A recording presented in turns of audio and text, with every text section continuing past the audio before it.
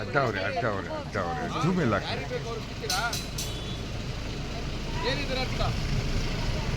ಯಾರಿದ್ರೆ ಕರಿಯಮ್ಮ, ಇದೆಲ್ಲ ಹೈಕೋರ್ಟಲ್ಲಿ ಪಿಟಿಷನ್ ಹಾಕಿ ನಿಮ್ಮೆಲ್ಲ ಮೇಲೆ ಕ್ರಮ ತೆಗೆದುಕೊಳ್ಬೇಕಾಗುತ್ತೆ ನೋಡು. ಮೇಲಧಿಕಾರಿ ಯಾರಿದ್ದಾರೆ? ಕಾಯ್ದೆ ಅನ್ನೋದಿಲ್ಲ. ನಿಮ್ಮ ಮನೆ ಪೊಲೀಸ್ ಸ್ಟೇಷನ್, ನಿಮ್ಮ ಮನೆ ಇದು ಮಾಡಿದ್ದೀರಾ, ಜೈಲ್ ಅದು. ಯಾರು ಕೇಳವ್ರು ನಿಮ್ಮನ್ನ? ನಡೆಯಪ್ಪ ತಗೋ ಗಾಡಿ. ಏನ್ ಮಾಡ್ತಾರೆ ಇವರು? ಸ್ಟೇಷನ್ ಕೊಟ್ಟಿದ್ರಾ? ಸ್ಟೇಷನ್ ಅಲ್ಲಪ್ಪ, ಜೈಲಿಗೆ. ಏನ್ ಪ್ರಾಬ್ಲಮ್ ರೀ ನಿಮಗೆ?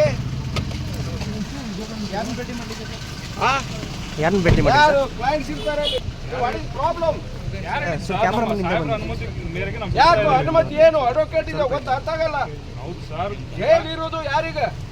ನಿಮ್ಗಾಗಿ ಇರೋದು ಸರ್. ಮತ್ತೆ ಪ್ರಾಬ್ಲಮ್ ಏನಿದೆ ನಿಮಗೆ? ಅನುಮತಿಗೆ ನಮ್ಮ ಮೇರೆಗೆ ನಾವು ಕೆಲಸ ಹೇಳಿ, ಅನುಮತಿ ತಗೊಳ್ತೀವಿ ಸರ್. ತಮ್ಮ ಹೆಸರು ಹೇಳಿ ಸರ್. ಕೃಷ್ಣ ನಾಯ್ಕ್ ಅಂತ ಹೇಳಿ.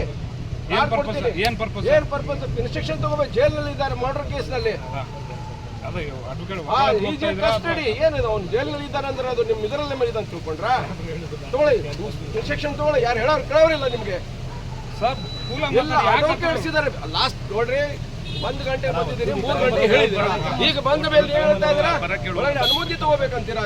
ಜೈಲ್ ಮ್ಯಾನ್ವಲ್ ಏನ್ ಹೇಳುತ್ತೆ ನಿಮ್ಗೆ? ಕಳಿಸಿ, ಇಟ್ ಈಸ್ ಯುವರ್ ಡ್ಯೂಟಿ. ಏನ್ ಪರ್ಪಸ್? ಯಾಕೆ ಕಾರ್ ಯಾಕೆ ಬಿಡಲ್ಲ ಹೇಳಿ? ಕಾರ್ ಯಾಕೆ ಬಿಡಲ್ಲ ಅಂತ ಹೇಳಿ.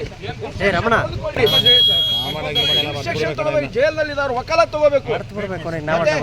ಪ್ರಾಬ್ಲಮ್ ಏನಿದೆ? ಇಲ್ಲ, ಪ್ರತಿಯೊಬ್ಬರು ಒಬ್ಬೊಬ್ಬರು ಮಾತಾಡ್ತೀರಾ. ಬರೆದು ಬಿಡಬೇಕು, ವಕೀಲರು ಬಿಡಲ್ಲ ಅಂತೇಳಿ. ಅದನ್ನ ನೋಡ್ಕೊತೇವೆ.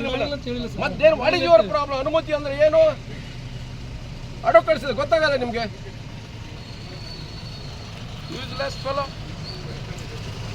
ಕಾಯ್ದೆ ಅನ್ನೋದಿಲ್ಲ ಅವ್ರಿಗೆ.